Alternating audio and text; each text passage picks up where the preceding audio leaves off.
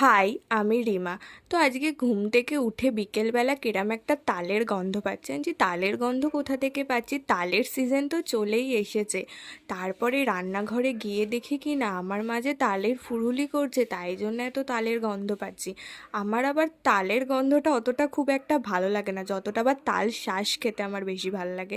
কিন্তু করছে বলে যে খাবো না তা নয় একেবারে। তো এখানে আমি আবার ভাবলাম যে কই আমাকে তো বললেও না তালের ফুরুলি করছো। তো এখানে মা কি সুন্দর ব্যাটারটা করে রেখেছে, এবারে অল্প করেই করছে। এবারে আমাদের ফার্স্ট তালের ফুরুলি হলো এবছর। এখনও অনেকবার হবে, কেন আমার বাড়িতে লোক এটা খেতে ভালোই পছন্দ করে মোটামুটি। তো এখানে আমি মুখের মধ্যে দিয়ে, প্রচণ্ড গরম ছিল যেটা আমি বুঝতে পারিনি, জিভটা আমার জাস্ট পুড়ে গেছে।